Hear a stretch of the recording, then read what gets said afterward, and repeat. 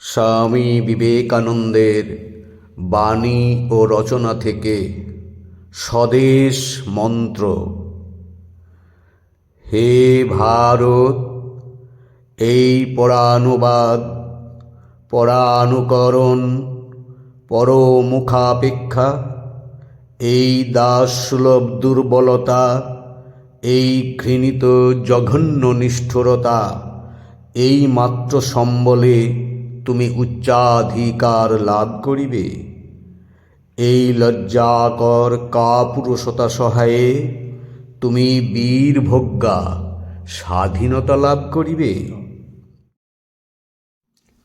হে ভারত, ভুলিও না তোমার নারী জাতির আদর্শ, সীতা, সাবিত্রী, দময়ন্তী।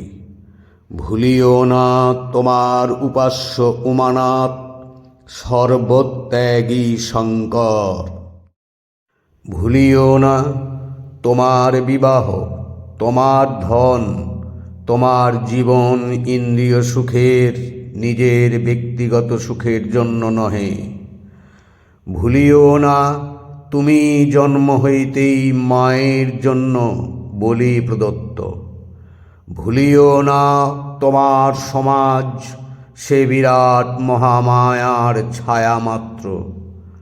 ভুলিও না নীচ জাতি, মূর্খ, দরিদ্র, অজ্ঞ, মুচি, মেথর তোমার রক্ত, তোমার ভাই।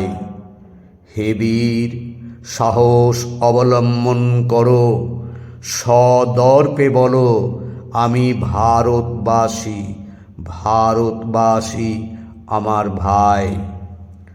বলো মূর্খ ভারতবাসী, দরিদ্র ভারতবাসী, ব্রাহ্মণ ভারতবাসী, চণ্ডাল ভারতবাসী আমার ভাই। তুমিও কোটিমাত্র বস্ত্রাবৃত হইয়া সদর্পে ডাকিয়া বলো, ভারতবাসী আমার ভাই। ভারতবাসী আমার প্রাণ, ভারতের দেব দেবী আমার ঈশ্বর। ভারতের সমাজ আমার শিশুসজ্জা, আমার যৌবনের উপবন, আমার বার্ধক্যের বারাণসী। বলো ভাই, ভারতের মৃত্তিকা আমার স্বর্গ, ভারতের কল্যাণ আমার কল্যাণ। আর বলো দিনরাত, হে গৌরীনাথ, হে জগদম্বে, আমায় মনুষ্যত্ব দাও।